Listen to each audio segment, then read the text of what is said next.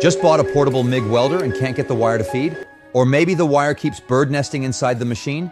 In this video, I'll show you the correct way to install and feed MIG wire step by step so you can start welding without frustration. I'm using a portable MIG welder, but the process is very similar for most compact MIG machines.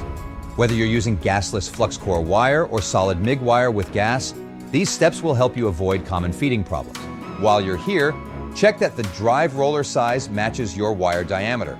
Common sizes are 0.8 millimeters and 1.0 millimeters. In my case, I'm installing 1.0 millimeter wire, so I need to make sure the 1.0 millimeter groove is aligned with the wire pad. If the roller is set to the wrong size, you'll likely run into feeding problems. A groove that's too large may not grip the wire properly, causing slipping and inconsistent feeding. A groove that's too small can crush or deform the wire, creating excessive resistance inside the torch liner. Before feeding the wire, I'm also going to remove the MIG nozzle. On most torches, it simply pulls straight off. With the nozzle removed, you can now see the contact tip. The contact tip is the copper piece that the welding wire passes through before exiting the torch. Just like the drive roller, the contact tip size needs to match the wire diameter. The size is usually stamped on the side of the tip.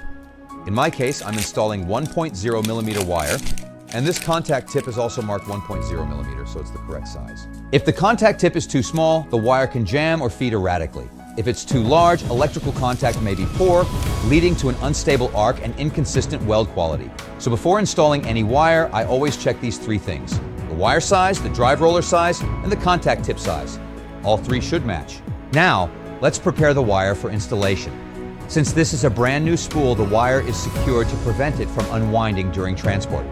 Before releasing the wire from the retaining hole or clip, keep one hand firmly on the wire. MIG wire is wound under tension, and if it suddenly springs loose, it can unravel into a tangled mess. You'll notice the end of the wire is usually bent.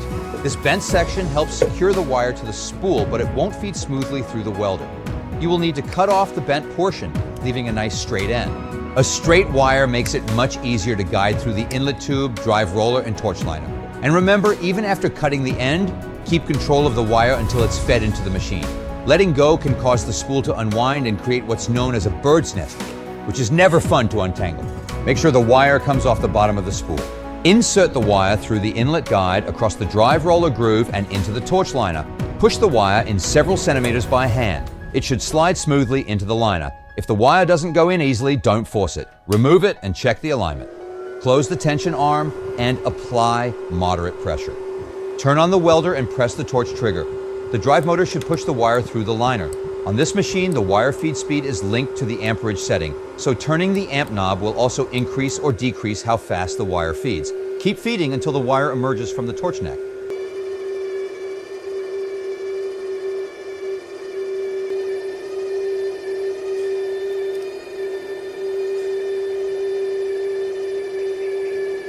There it is. Once you see the wire coming out smoothly, release the trigger. If the wire is feeding too slowly, I can turn the amperage up slightly to speed up the feeding process and get the wire through the liner faster. Now that the wire has successfully fed through the torch, we can reinstall the contact tip. Make sure you're using the correct contact tip size for your wire. In my case, I'm using 1.0 millimeter wire, so I'm installing a 1.0 millimeter contact tip. Carefully guide the wire through the hole in the contact tip and thread the tip onto the torch neck by hand. Once it's seated, tighten it snugly. It only needs to be secure.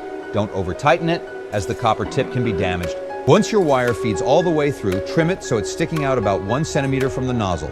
This is your sweet spot. Any longer and your arc will be unstable. Any shorter and you risk welding the wire right to your contact tip before you even start. Now, if your wire fed out a bit too long, you've got two choices.